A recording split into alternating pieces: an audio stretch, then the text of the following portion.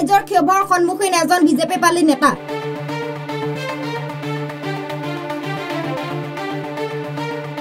সোণাৰী পৌৰসভা নিগমৰ অধীনৰ 6 নং ৱাৰ্ডৰ বানফেৰা লাইনত বিজেপি পালি নেতাৰ বিৰুদ্ধে সৰব হৈ উঠিছে চাহ শ্ৰমিকৰ একাংশ ৰাইজ।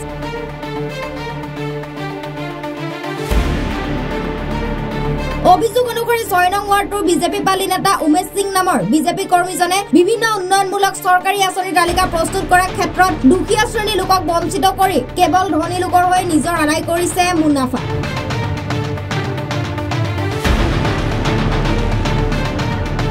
দুৰ্নীতিগ্ৰস্ত নেতাৰ বিৰুদ্ধে কেতবোৰ কথা সাংবাদিকৰ আগত প্ৰকাশ কৰিলে স্থানীয় ৰাইজে।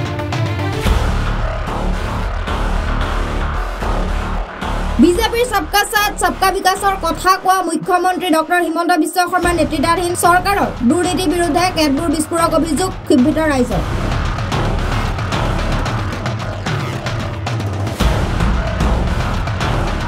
বাগিচাৰ যিটো 6 নম্বৰ ৱাৰ্ডৰ আমাৰ বানফেৰা যিটো লাইনত ইয়াত মানে যিবিলাক সুবিধা চৰকাৰৰ পৰা পাব লগা আছে আজিলৈকে তেনেকুৱা সা সুবিধা পাইছে। যিসকলে পাইছে ঘৰ এতিয়া নতুনকৈ যিবোৰ ঘৰ আহিছে যিবিলাকৰ নতুনকৈ ধুনীয়াকৈ বনোৱা পকা ঘৰ আছে যাৰ ঘৰত এটা ল'ৰা আছে তেওঁলোকে পাইছে আৰু যাৰ পাবলৈ যিবোৰ পোৱাৰ যোগ্যতা তেওঁলোকৰ একেবাৰে অৱস্থা যাৰ একদম বেয়া তেওঁলোকে পোৱা নাই। লগতে আমাৰ ইয়াত ৰাস্তা ঘাটৰ অৱস্থা নলা নৰ্দমা সব মানে একদম বেয়া সেইখিনিও ব্যৱস্থা পোৱা নাই।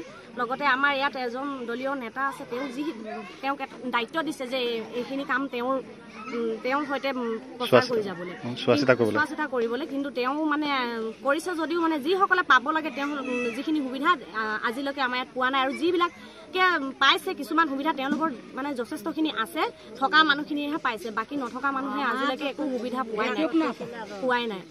আমাৰ ইয়াত পোৱাই বহুতে পাইছে কিন্তু যিসকলে মানে পাইছে তেওঁলোকৰ আছে অলৰেডি ঘৰ আৰু একদম অৱস্থা বেয়া যাৰ পানী পৰিছে বতাহ দিলে বতাহ বৰষুণত বহুতখিনি মানুহৰ আমাৰ ক্ষতিপূৰণ হৈছে আজিলৈকে তেওঁলোককো মেৰামতি কৰি দিব পৰা নাই।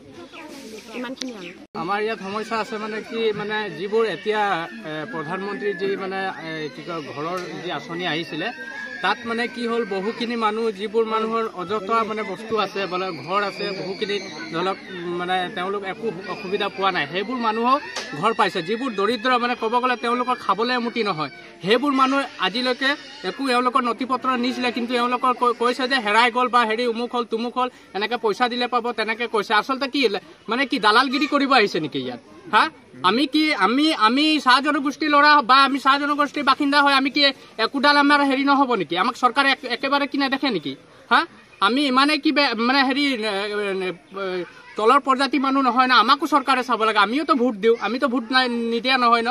আৰু যিখিনি ক্ষেত্ৰত হওক আমাৰ এইয়া 6 নম্বৰ ৱাৰ্ডত বহুখিনি ক্ষেত্ৰত মানে আমি পিছপৰা মানে ক'ব গ'লে আমাক বহুতখিনি মানে পিছলৈ ঠেলি দিয়ে। মানে আমি এতিয়া ৰাস্তাৰ কথাই আজি কিমান বছৰ হ'ল চৰকাৰ জিকা আজিলৈকে মানে আজি কিমান 10-15 বছৰ হ'ল কিন্তু আজিলৈকে এই কালি পৰহি মানে ৰাস্তাৰ মেৰামতি বা নতুনকৈ ৰাস্তা বনাবলৈ পকীকৰণ কৰিবলৈ সুবিধা হৈছে।